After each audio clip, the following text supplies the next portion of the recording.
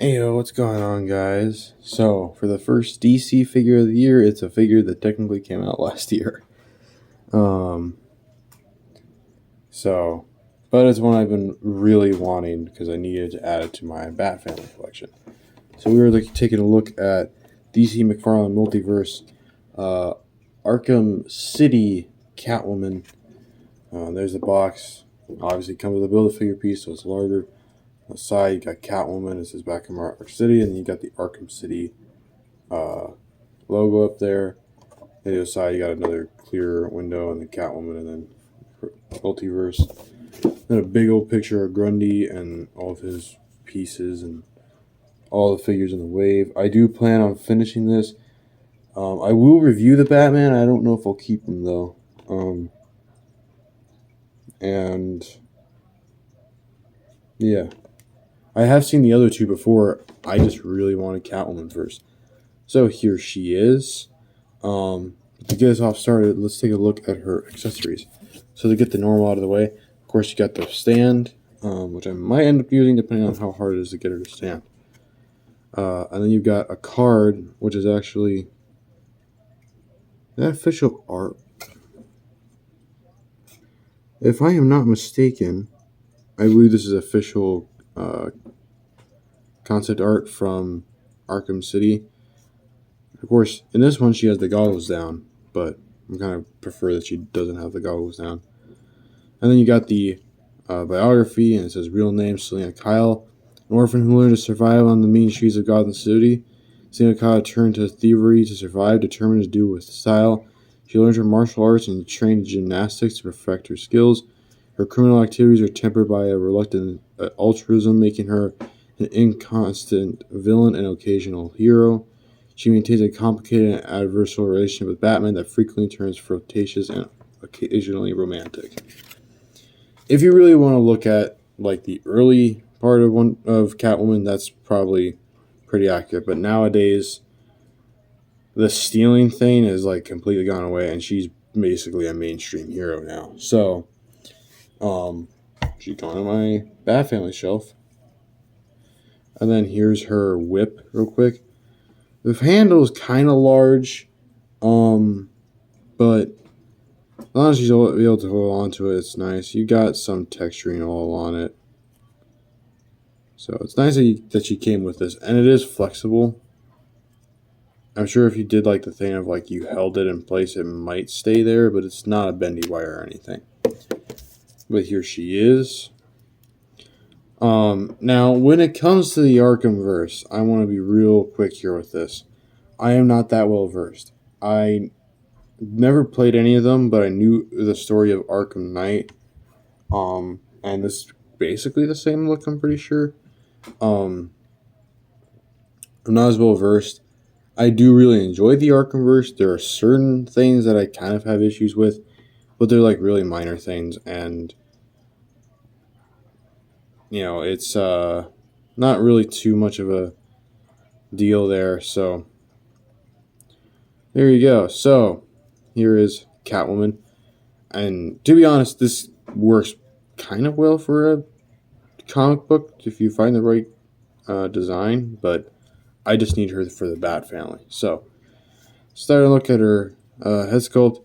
You know, you got the ears and the goggles, which are all textured very nice, and her face is excellently painted and well done. You can see she's got a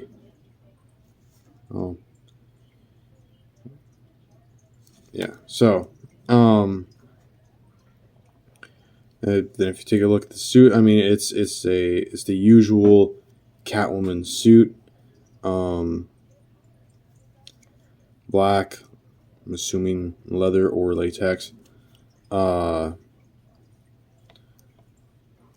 nice, like texturing. There is like these like patterns all around here. So some of it even looks like armor, which I guess can work in her case.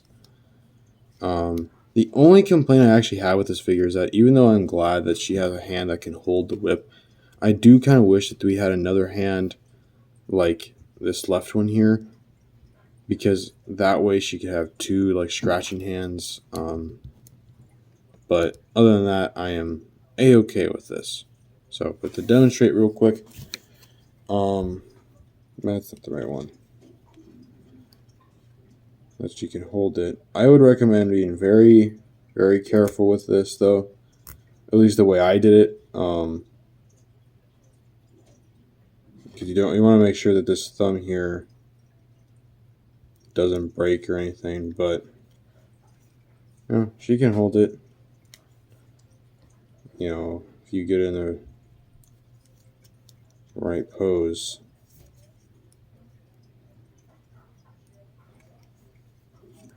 That's not really a good pose. Come on.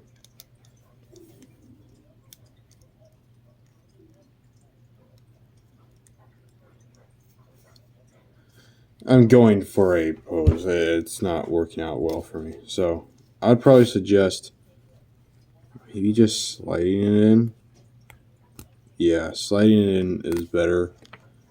But so let's take a look at articulation.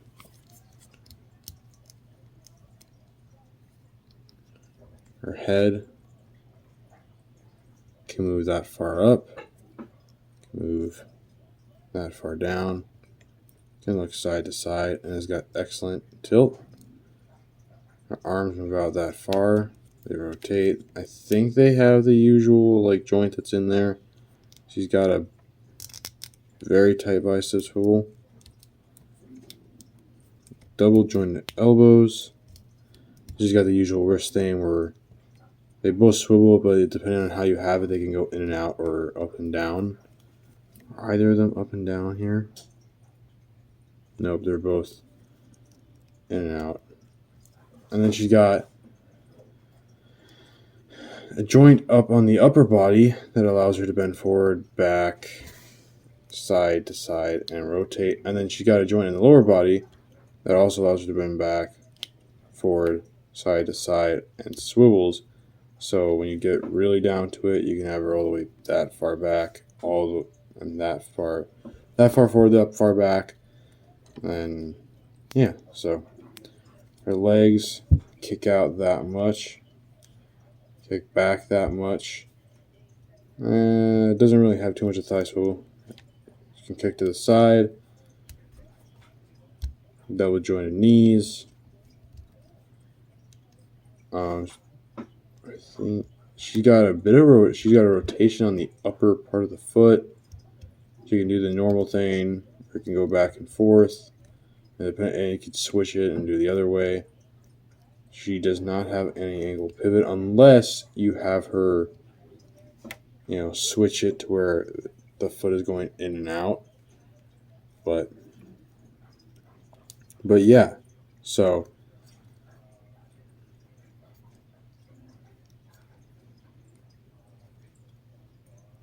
yeah, definitely a surprisingly shorter review. I mean, I could do one comparison.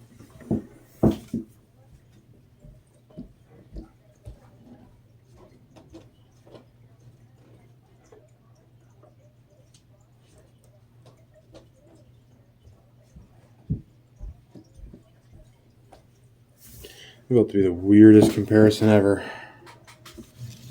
So here is Transformer Studios Ironhide.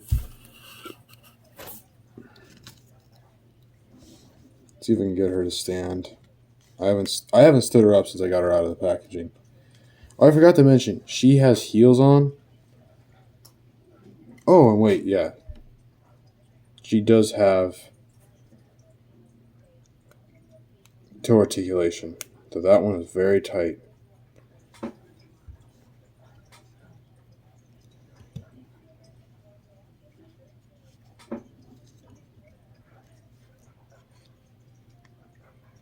Get her to stand, please.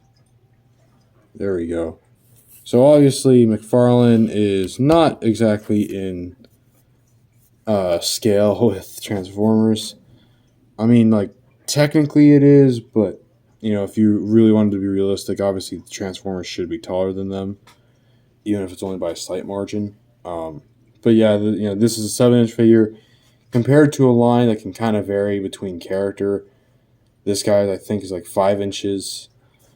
Other characters are 6. Some characters are, like here, they're like 8.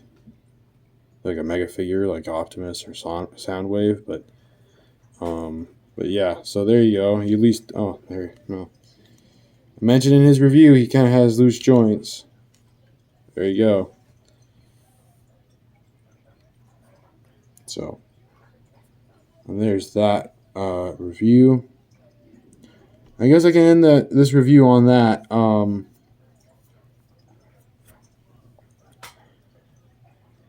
It's not. Oh, wait. That's what I was missing. So, mentioned that she owns the Build-A-Figure piece for Solomon Grundy. Here it is. It is the body. Kind of hollow. There's not a lot of weight to it. It's very light. But hopefully I can finish this, and that way you guys can finally see a mega figure for DC that I've connected. Haven't made a lot. I haven't done a lot of mega figures, period. But for DC especially.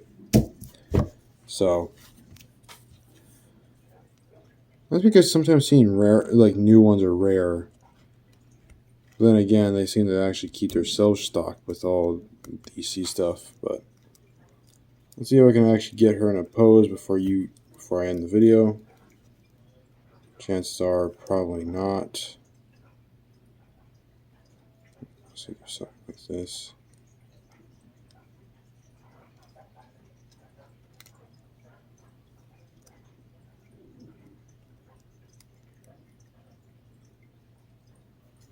You can kind of have her do that. I don't know. There are poses you can get her in with this. I just can't think of one right now.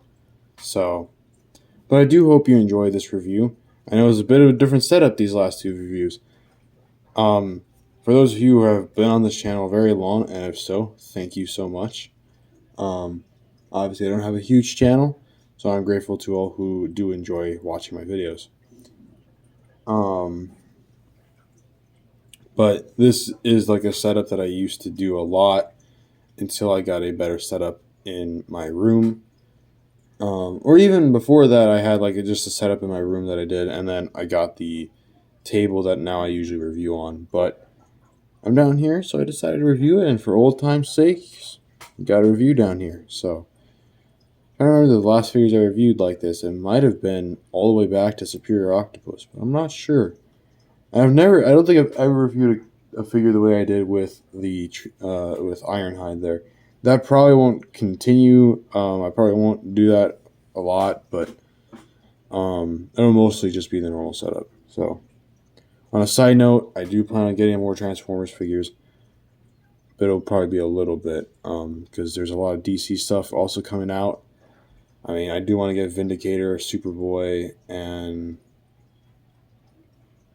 Jay Garrick Flash, and the Fury of the Gods Shazam figure. So yeah. But I hope you enjoyed this review nonetheless, and I will see you in the next one. Peace.